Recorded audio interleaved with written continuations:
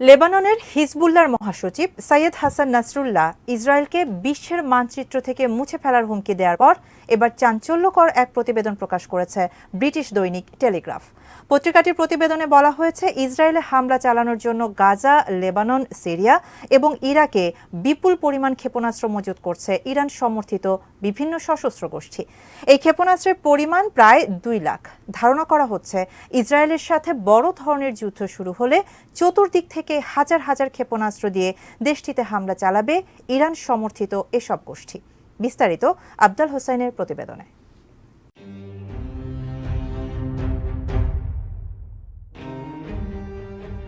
Iran সমর্থিত লেবাননের ইসলামী প্রতিরোধ আন্দোলন হিজবুল্লাহ চলতি মাসের 25 তারিখ সামরিক মহড়া চালিয়েছে। এই মহড়ায় অ্যান্টি ট্যাঙ্ক মিসাইলের পাশাপাশি ড্রোনও ব্যবহার করা হয়েছে। তবে এই মহড়ায় ব্যালিস্টিক ক্ষেপণাস্ত্র সামনে আনেনি হিজবুল্লাহ যোদ্ধারা। 2000 সালের 25 মে ইসরায়েলের দখল থেকে দক্ষিণ লেবাননকে মুক্ত করতে সক্ষম হয় হিজবুল্লাহ। ইসরায়েল দক্ষিণ লেবাননকে 22 বছর তাদের দখলে রেখেছিল। এরপর থেকে প্রতি বছর এই দিবস উপলক্ষে নানা কর্মসূচির আয়োজন করে হিজবুল্লাহ। লেবাননে এই দিনটি প্রতিরোধের উৎসব নামে পরিচিত। হিজবুল্লাহর মহাসচিব সৈয়দ হাসান নাসরুল্লাহ বলেছেন, ইসরায়েল যদি কোনো ক্রমে হিজবুল্লাহর বিরুদ্ধে হামলা চালায় তাহলে তা বড় যুদ্ধের দিকে মোড় নেবে এবং ইসরায়েলকে মুছে ফেলা হবে।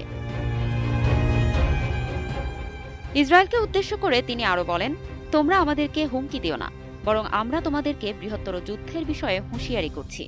যুদ্ধ শুরু হলে লক্ষ লক্ষ হিজবুল্লাহ যোদ্ধা দিয়ে যুদ্ধক্ষেত্র ভরে দেয়া হবে, কারণ আগের চেয়ে হিজবুল্লাহর যোদ্ধা অনেক বেশি বেড়েছে এবং অর্থনৈতিক ও সামরিক সক্ষমতায় বিরাট পরিবর্তন এসেছে।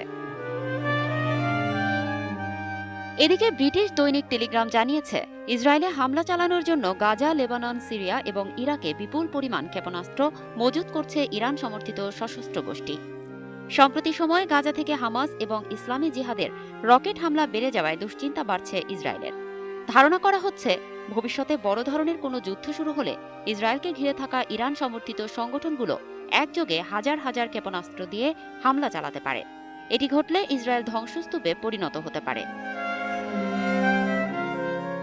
টেলিগ্রাফের প্রতিবেদনে ইসরায়েলের প্রতিরক্ষা বাহিনীর মুখপাত্রের বরাত দিয়ে বলা হয়েছে, বড় ধরনের যুদ্ধ শুরু হলে ইসরায়েলের চারপাশ থেকে যে রকেট নিক্ষেপ শুরু হবে তা রাজধানী তেল আবিব, দখলকৃত জেরুজালেম সহ অন্তত 9টি শহর ধ্বংস করে দেবে।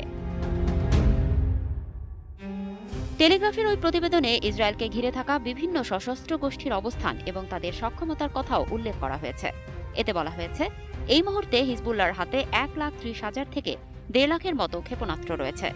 এসব ক্ষেপণাস্ত্র 300 কিলোমিটার দূরের লক্ষ্যবস্তুতে অত্যন্ত নিখুঁতভাবে আঘাত হানতে পারে। এছাড়া তাদের 2000 ড্রোন আছে বলে প্রতিবেদনে উল্লেখ করা হয়েছে। এদিকে গাজায় অবস্থানরত হামাস ও ইসলামী জিহাদের হাতে সম্মিলিতভাবে রয়েছে 10,000 রকেট। এগুলো ইরানের ফাজর এবং কাসম সিরিজের রকেট। ইসরায়েল সংলগ্ন সিরিয়ায় রয়েছে হিজবুল্লাহ, ফিলিস্তিনের লিওয়া আল কুসাদ, ইরানের বিপ্লবী গার্ড বাহিনীর অভিজাত ইউটিন কোদস ফোর্স। তবে তাদের হাতে কি পরিমাণ মিসাইল আছে তা টেলিগ্রাফের প্রতিবেদনে উল্লেখ নেই। এছাড়া ইরাকে ইরান সমর্থিত আল নুসাবা আন্দোলন, কাতাইব হিজবুল্লাহর হাতেও বেশ কিছু ক্ষেপণাস্ত্র রয়েছে। বড় ধরনের যুদ্ধ শুরু হলে এই ক্ষেপণাস্ত্র দিয়েও ইসরায়েলে আঘাত হানা হবে। Desk report, ATN news.